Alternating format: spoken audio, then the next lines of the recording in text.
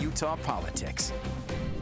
Time now to debate some of the big issues of the week with the Inside Utah Politics panel. This week we have former House Speaker Greg Hughes and former Salt Lake City Councilman Charlie Lute. Gentlemen, thanks for being here. Glad to have you with us. Great to be here. Good to be here. Let's dig into the Republican primaries that we saw happen during the week, specifically Alaska and Wyoming. And let's start in Wyoming. Harriet Hageman defeating incumbent Liz Cheney. Greg, let's start with you. What do you make of this? Of course, a lot of the focus was on her opposition to former President Trump and his backing of the challenger. Yeah, so that we saw this coming for a long time. The polls had never really looked good for Liz Cheney, which is shocking given the name and stature that the Cheney family, her father having been vice president and representing that state as a member of Congress a long time ago. You know, people might not know, but there's less people living in Wyoming than live in Utah County. So you got about 500,000, a little more than 500,000 people living in that whole state. That's a size that you should be able to make your case on a very personal level.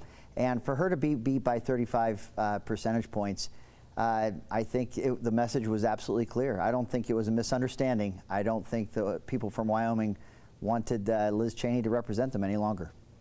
But why? Talk about why. I think that I think she's disconnected. I think that her participation on the January 6th commission, one that does not have any kind of semblance of fairness. There's not a fair number of Republicans. We wouldn't do that. You'd never see a commission like this in the state of Utah looking at issues of ethics. You would see a 50-50 Republican and Democrat makeup of a committee like that. There were no cross-examination or other sides of the stories that could even be explored. So I think people have lost faith in that. You see the numbers and the ratings for that. The commission has not been well. And I think that it looks like it's favoring. And look, when all the Democrats come, when Al Franken is supporting you and every Democrat wants you to win, I don't know that the people from Wyoming felt that was resonating with them. All right, Charlie, a couple things to dig into, but first start off with your assessment of what you saw play out in Wyoming. Yeah, I mean, it was a foregone conclusion. This race was about one thing, and that one thing is Donald Trump. And and so Trump has had a very, very good primary season. He's been very successful at electing his candidates as Republican nominees. The real question is going to be what happens in November. This was really the Democrat or the Republican Party's chance to really make massive inroads in both the Senate and the House because of the off season. And this is all going to be turned on its head. You look at what's going on in Pennsylvania with Senator Crudite. You look at what's going on in Arizona. You look at what's going on with some of these more extreme candidates that are not playing well in the general field. So while Trump may have had a very good primary season, the question really is whether or not the Republicans, the general Republican Party, the traditional Republican Party, is going to stick with the sycophants, the Trump sycophants, who do anything to kowtow to Donald Trump. So we'll see what happens. But right now, the strategy is working. But is it a general election strategy? Donald Trump lost the 2020 election. If the Republican Party had accepted that, they would be taking over the House and the Senate. And I just don't know what's going to happen. I mean, right now, I think they're still on track to do so. But it's not the foregone conclusion that it was a couple of months ago. Okay, both of you have made clear you want to rebut what one of the other people said, but Charlie, I'm going to give you the opportunity first, specifically on the January 6th. Yeah. So Greg's just being silly at this point because it was saying that the Republicans have been forced out. The Republican Party chose not to participate. Remember that. They put forward they didn't want to participate. It is not going the way that they wanted. Pelosi kicked off the members that McCarthy chose. Because McCarthy chose people that didn't really want to get to the bottom of anything. They just wanted to obstruct, which is what we're seeing right now. So is the obstructionism going to play in November? I don't think it's going to. I may be wrong, but right now it's certainly not looking good for the long-term strategy in terms of the Republican Party staying.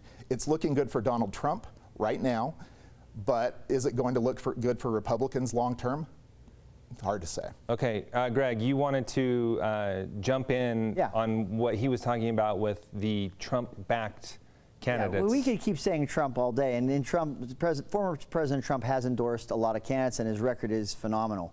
But if the talking points from the Democrats can only talk about Trump, and it's only about Trump, and it cannot be about anything else, they're going to have a very difficult midterm. I think even if they keep talking about Trump, they're going to have a difficult midterm because you've got inflation where it is, you've got harming families, you've got a border that doesn't exist that's bringing fentanyl and crime and chaos into this country. You've got a military that's suffering to the degree where you see Russia and China showing aggression that we've not seen in the past. This is insane. These are issues. Even the Inflation Reduction Act. This is crazy at this point. Even the Washington Post will tell you the Inflation Reduction Act will not touch or reduce inflation at all.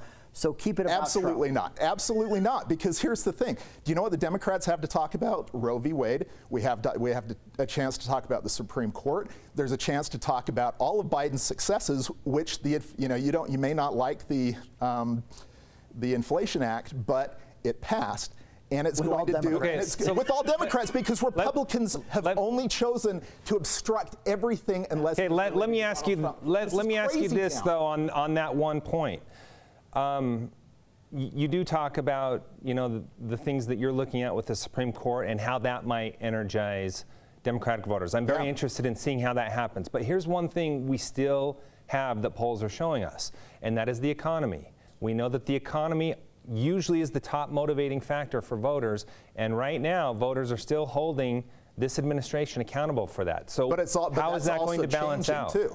That if you look at where the polls are going, the polls are moving up because as gas prices lower, people's perception of the economy is going to go up. The president has very little control over gas prices. Let's be honest. But he has a lot of control when it goes down. So when Joe Biden starts taking credit for lower gas prices, it's kind of silly. But it's just as silly as Greg saying that it's his fault for the prices going up. I mean, it's time that we really start talking about actual policies and real politics. And when you look at the Republican primaries, Greg can talk all he wants about how the Republicans are only focusing, or the Democrats are focusing on this and that. The Republican primaries have been solely about Donald Trump. Period. That is absolutely true. American First. Absolutely true. It is about Donald Trump. They are kitchen table issues that the Democrats are failing on, that people are feeling in their family budgets. These are the areas that Democrats, they don't even understand the problem, let alone how to solve it. By a $700+ trillion you're going to spend and print more money, you think that's going to touch inflation? Going to print more money. You think that's going there's to a way to harm or pay help for it. the middle class or working people of this country? It's going to have its effect, just like it has up till now, increasing inflation.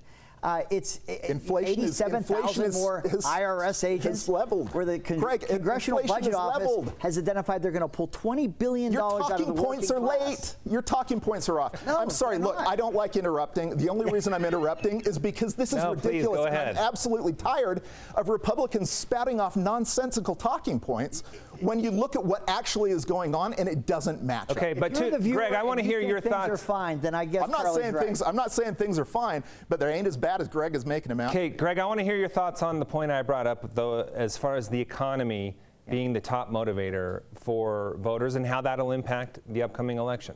Yes, I do think. I think when you talk about the economy, I would call those kitchen table issues that are affecting your groceries, your budget, how you get to work, and how you afford to feed a family, take care of your family. These are issues that Americans are struggling with, and it's recent. You've not seen this kind of.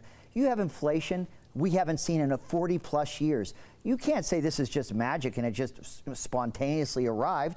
It might have something to do with all the spending and the trillions of dollars, and now the $700 billion that they just passed in the Inflation Reduction Act. It is. Wait, which one are we talking about? The Republican COVID bill or the Democrat COVID bill? I'm talking about since Biden took office, on his watch, what he's done to print money and how we've seen inflation climb are impacting people's family household budgets, their lives, and I think that historically midterms go with the party that didn't win the presidency in the 2 years prior. So there's a historic pattern there, and then you add on top of it these kitchen table issues, and I don't think that the Democrats can just say Trump the entire time. We're not. And see success. We're not, but you also have to be realistic with what's going on. All right, gentlemen. This segment went exactly the same way the pre-show text thread went, we're friends, by the way. So I'm not surprised. So you know, we are friends. Yes, yeah, I know. Okay. Thanks for being here. Appreciate the lively conversation, and stay with us. We'll be right back with more Inside Utah Politics right after the break.